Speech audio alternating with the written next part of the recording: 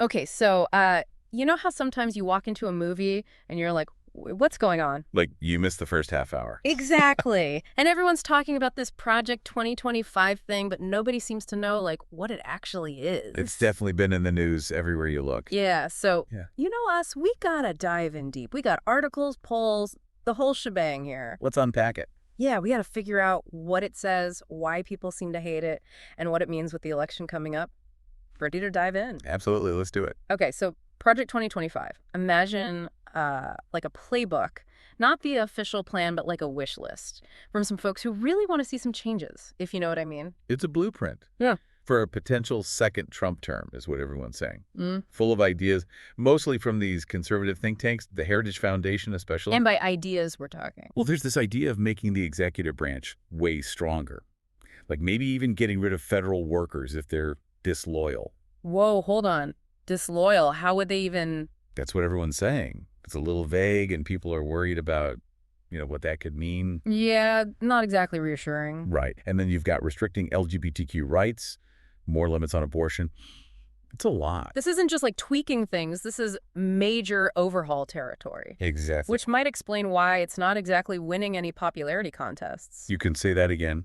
The polls are rough. Like, really bad. Give it to me straight, Doug. How bad are we talking? One poll, NBC, I think, had it at 4% approval. 4%. 4%. And it's not just them. New York Times, Siena College, YouGov, they all say the same thing. People hate Project 2025. Okay, so it's super unpopular.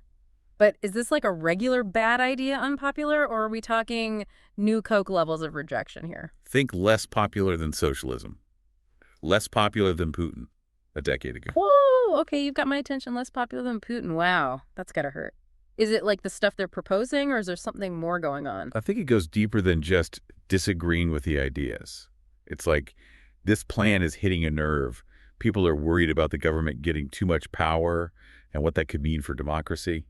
So it's not just, I don't like this part about education. It's more like, this whole thing freaks me out. Right. And that's not something you could just fix with a campaign ad.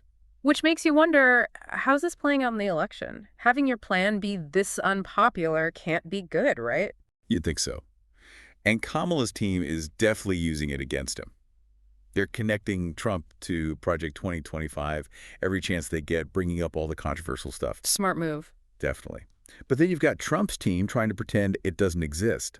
They say it's not his official platform. Which is technically true, I guess. So it's a game of, is this your plan or not? Pretty much. And it gets even more complicated when you remember Trump's been working with the Heritage Foundation, the folks who basically wrote this thing. He hasn't said he disagrees with it, but it's not on his website either. It's messy. Messy's right. But this isn't just some political game. This would actually affect people if it happened. Exactly. And that's what makes it so important to understand. We talked about how unpopular Project 2025 is, but we should look at what's actually in it and what it could mean. Like, get into the details. Yeah. Remember that part about replacing government workers? Oh, yeah. That's not just about jobs. This could mean getting rid of expertise and experience of the government.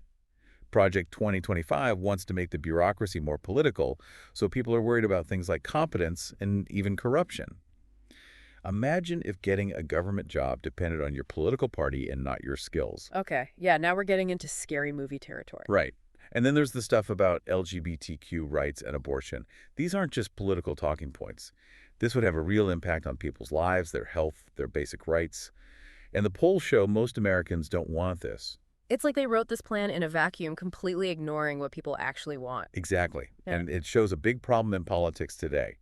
This gap between what some groups want and what most people actually support. So Project 2025 is like holding up a mirror to our political system, showing us all the problems and how out of touch some of these ideas are. That's one way to put it. Mm. And it makes you think, how do we fix this? Because ignoring it won't make it go away. That's the big question, right? Yeah. And I don't think anyone has a simple answer. It's complicated. There's no easy fix. But you're right. We need to be talking about this Mm.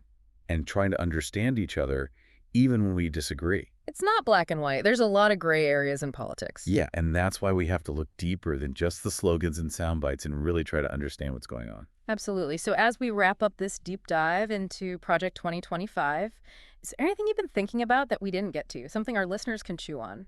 You know what's interesting to me? No matter who wins this election, this whole thing with Project 2025, it's like It's revealed something about America. Like, what do you mean? It's shown us how divided we are, all the different sides and opinions. That's not going to just disappear, even if everyone forgets about this Project 2025. So how do we move forward together without making it worse? It's funny, we started trying to figure out if this Project 2025 was a good idea or a bad idea, but it seems like there's bigger questions here, questions about who we are and what we want as a country. I think so. Project 2025 is messy and controversial, but it's made us look at some hard truths about ourselves. And maybe that's not a bad thing. It's not always comfortable to face those truths, but maybe that's what we need to start really talking and finding common ground. I agree. Our democracy depends on us being able to have those conversations and figure out how to come together. Well said. And on that note, I think we'll wrap up this deep dive for today. Listeners, we've covered a lot, but hopefully it's given you something to think about. Remember, being informed is important, but it's just the first step. Now we need to take what we've learned and talk to each other, challenge our own assumptions, and fight for the future we want to see. Couldn't have said it better myself. Until next time, stay curious, everyone.